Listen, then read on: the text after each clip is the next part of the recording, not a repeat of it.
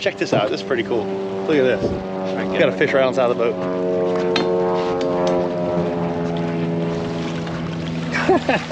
That's how you catch a beautiful fish. That is a beautiful orange filefish. Look at those colors. Wow. Beautiful. Wow. Beautiful fish. Guys, welcome back to the channel. We are out in St. Pete and we are fishing docks today. It's gonna be some dock fishing, and we're also gonna be doing a tagging program. Got the Capstein 8000. I just got broken off. So what I'm gonna do, we're looking for these big old grouper at these docks. What I'm gonna do is I'm gonna go up from 40 pound to 60 pound, and I'm gonna lock that drag down even more on this Reaper glass rod. And I'm gonna try and turn this big fish. I got a feeling we're gonna get a big one today. Some big fish, who knows, Goliath, who knows. We're gonna get back after it. I'm pumped. I gotta wake up a little bit on these. These are gonna be a little different. So let's go back fishing. Let me get this rigged and we're back fishing. All right, guys, I'm going back in. What is that? The prop. Trout? Wow. Oh my God. A net? Yeah.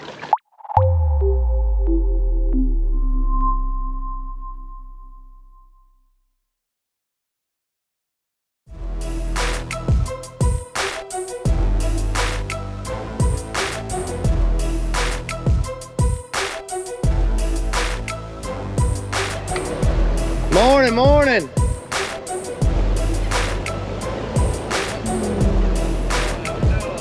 Beautiful morning, huh? Oh, yeah. Finally, we needed it. Oh yeah. Finally needed it. It's an easy pickup here. Yeah, absolutely.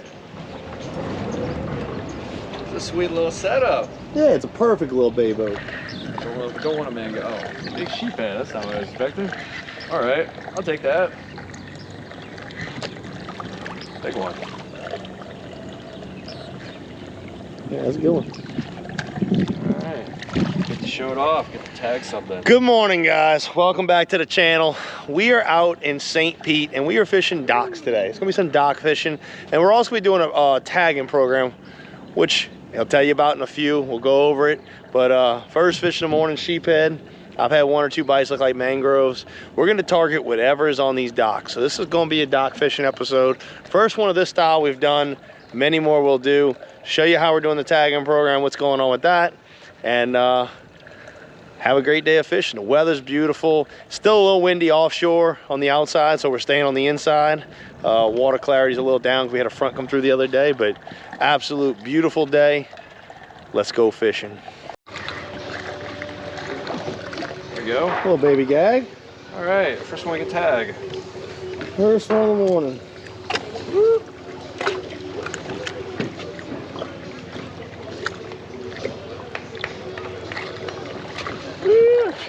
All right, so that is Stingray Alexander from Instagram, and make sure you go follow him. He's got this really cool tagging program. I'm gonna let him introduce himself and tell you a little about it, because he's gonna end up tagging this one while I grab another bait out.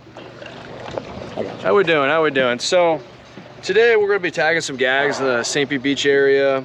I do like this pretty cool little tagging program, tracking where our grouper are going and staying around. So I'm gonna show you guys the whole tagging process and talk a little bit about what we're gonna be doing and what we're studying with these fish. How we doing? So here are tags. These are our tags through Grave Fish Tagging. If anyone wants to tag, you can go through their website and purchase tags. I like to get my tags so I can study these fish. It's kind of like my donation to a really targeted fish in this area. And what each tag has a tag ID number right here. And each one of these tags has a phone number of their website if you ever catch a recapture, and then also the website data. And it has the tag ID number. So if you ever catch one of my fish, you look at the tag ID number, you call the number, or look up Grave Fish Tagging website, and this way I can know, give them the data, I can know which fish it is, where it came from, how far it's traveled, how big it's grown, and it's super important for these species. This way I can kind of figure out what's going on with our inshore grouper population at St. Pete Beach. So I'm gonna get this all rigged up and get a tag in them and let them go. So I'm gonna show you how he puts the tag in too, but really cool program. I've learned so much that I'm gonna share with you, and this won't be his last time on the boat with us, because he's doing a lot with hogfish and grouper and sheephead, and he's learning so much, and he's got so much information to share with you to make St. Pete Beach a better fishery, the reef's a better fishery. He dives a lot to check on these fish. You know, there's a lot of things these guys are doing, videoing underwater and stuff, which you're going to see a lot of from us with him. We plan on doing a lot. Education is key to a sustainable fishery. So I want you to see how he tags this fish out, put it back, and we're going to get on to the next dock. Now, one other thing I'm going to show you before he puts the tag in. When he's ready, he'll tell me, because he's getting all the information off it, length and all that good stuff. I want to show you how we're fishing. It's real simple how we're fishing these docks today. We're going to use two different setups, okay? But the first setup, we're targeting smaller fish before we go get some big baits and target some big ones. Dolphins right behind us. Just running a 7'6" Reaper rod like always. This one's actually got a Florida Fishing Company 3000 on it. Great little reel. 20-pound braid, 25-pound leader, okay? And I'm gonna show y'all how we're set up on the leader. Got a little split shot, okay? 2 or 3/0 hook and a live shrimp, okay? We hook it through the horn or through the tail. And that is our setup for these docks right now. And it's being effective. We caught a sheephead, we caught a grouper, and we missed a couple other fish. One thing I'll tell you when you're fishing docks is when you roll up, if you don't catch them within the first 5-10 minutes, you get a bunch of pinfish, move on. Find you a bunch of good docks that produce fish and have a loop circuit that you run on them. So let's get back to tagging. So here we have our gag. Right here, I have it inserted in. There's the tag ID number, the website on the back side is a phone number, and also the website.com for gray. If it's a green tag like this, it's gonna be gray fish tagging. We measured him out, and now we gotta get him back in the water. We'll get a healthy release on this fish. Just like that. Takes off, and I go back to my sheet, and I got wet hands, I'll do it in a second. Well, I'll put the gag one. I have the coordinates on our bottom machine. I type in the coordinates, or you can just take a picture of your coordinates and put them in later when I'm doing my data entry, and then the amount of inches it is. It's pretty much the only 3 things you need in the beginning is the location of where you're at, how many inches is, and then gag 1. And then you can take a picture of your fish.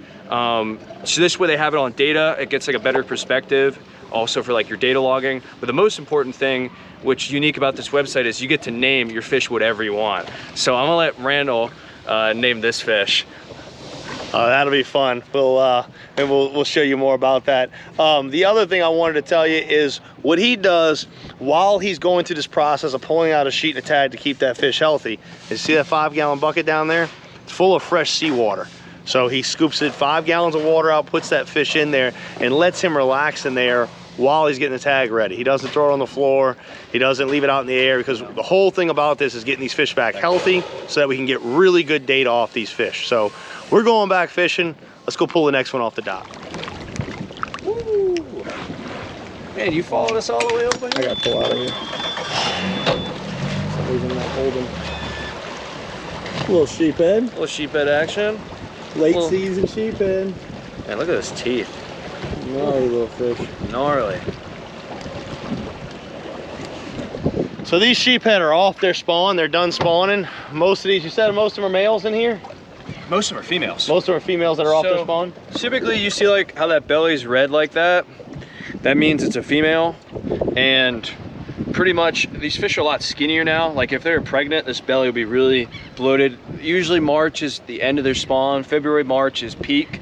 So I try not to keep a lot of sheephead during the months of the spawn. I want them to keep breeding, protect their eggs.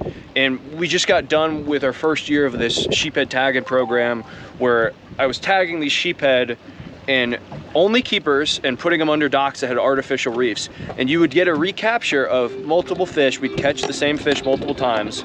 And what would happen is that the fish wouldn't move. And every time I'd recatch it, I move a couple more docks down, let it go. It would return back to the same spot. It's showing that these sheephead, you could take them out of water, let them go, and they'll return back to their babies when they're breeding, which is incredible that they're able to just figure out where my babies are after I've just been, pretty much you just abducted a fish, let it go, and it returned back to it all on its own, and you placed it farther and farther away every time.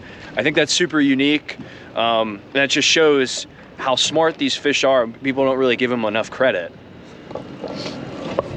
So that's another cool thing I learned today. Did not know that, but research, study, and it'll get you that information. So, hey man, if you like to fish and you're a big recreational fisherman, check out these tagging programs, because you'll learn a lot and become a much better fisherman and help the studies of these fish to keep the fishery good for the next generation. So we going back fishing on the dock. Got a couple sheephead, got a couple small gags. I think we're gonna have something big coming soon. We're gonna go get some big bait here in a little bit and get back to fishing. Just gonna throw in that chum and see what happens. Good.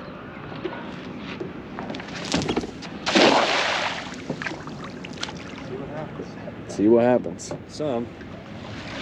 That's what we're looking for. Throw them on the ground, we'll put them right in the well. They won't mess with those shrimp, huh? No.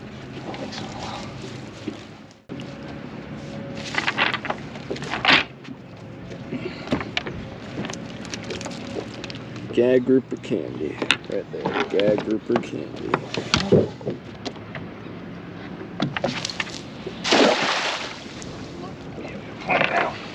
Plenty now. White baits. There's some white baits in there. Oh. Cooking now. Nose hook him.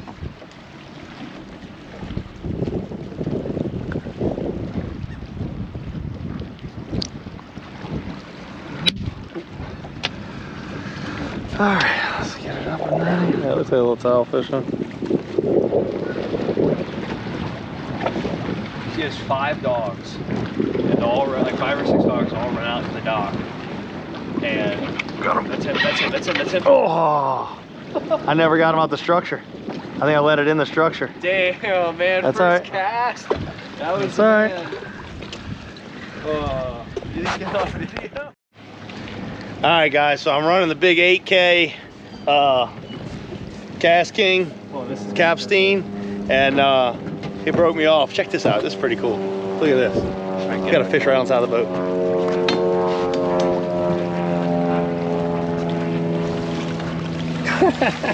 That's how you catch a beautiful fish. That is a beautiful orange filefish. Wow, that is beautiful. He literally teased it with the bait, and then it came up behind him. Wow, he's beautiful. Look at those colors. Wow. Beautiful. So I don't think these are like the trigger where they have the trigger where like you push it down, it locks the trigger, but I don't know the exact kind of filefish. It's in your shadow. Hold them up so people can see them. Wow, beautiful fish. All right, guys. So what I was telling y'all was, got the Capstein 8000. I just got broken off. So what I'm gonna do, we're looking for these big old grouper at these docks. What I'm gonna do is I'm gonna go up from 40 pound to 60 pound, and I'm gonna lock that drag down even more on this Reaper glass rod. And I'm gonna try and turn this big fish. I got a feeling we're gonna get a big one today. Some big fish, who knows, Goliath, who knows. We're gonna get back after it. I'm pumped. I gotta wake up a little bit on these. These are gonna be a little different. So let's go back fishing. Let me get this rigged and we're back fishing. All right, back rigged.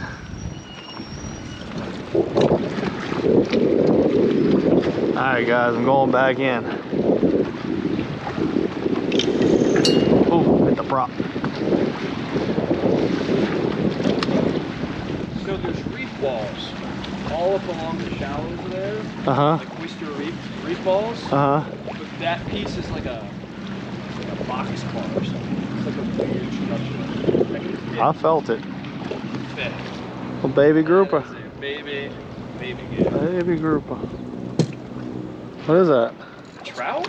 Wow. Oh my god. A net? Yeah. Nice trout. What? On a piece of dead shrimp? One more time around. Got him. Beautiful trout. Wow. Can't say I was expecting that. I wasn't either. It's a beautiful speckled trout. Holy smokes. Check this out, guys. So you never know what you're gonna catch on these docks. I mean, you've seen some different species. I lost a big grouper. But look, check out this really cool, nice, I mean, really nice trout. Just pulled off of it. 1 second. Oh, stop, buddy. I'll let you go. I mean, look at that. Beautiful speckled trout. Look, a beautiful speckled trout. Last thing I was expecting. I mean, that's a gator. That's It's good trout. one of the measures. So those dog houses are a lot of structure. They're big. I know they're grills or like dog houses. I remember I dove. It's just been a while. This some of these gags, like I've been here for 30 minutes till 1-8. You just gotta keep like until it's right on the perfect spot, but you're in a good spot. But it's, if your bait swims out fast again. Yeah, it does. It bursts when it's fresh. Our second tagger of the day. Yep, there we go. Beautiful fish. So if you see how they have the blue fins, it means they've been eating crustaceans, shrimp. So that's why their fins are turning blue. Pretty cool. Little grouper. I'll get it all tagged up. Here we have our second grouper of the day. Tag ID is right here. Now we're gonna get him a good release.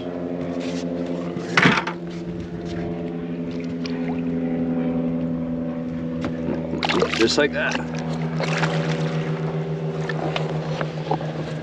So guys, we have been fishing hard the last hour or two, and sometimes it's just like that. We've hit like 10 docks. The watercolor is really dirty. We just had a cold front come through and we got a big high pressure. Look at the bluebird skies behind me. A lot of times fish like to sit down and not eat after bluebird, but we got to take the days we can get them. Can't always pick our fishing days, but we're getting a few. You know, we're gonna keep pulling around. We've had 2 big fish break off. One y'all didn't see because he was on a light rod. Before I get the camera, he was already gone, and then I broke off a big one. But it's been a grind. It's been a grind. We're gonna keep grinding because you never know what can happen.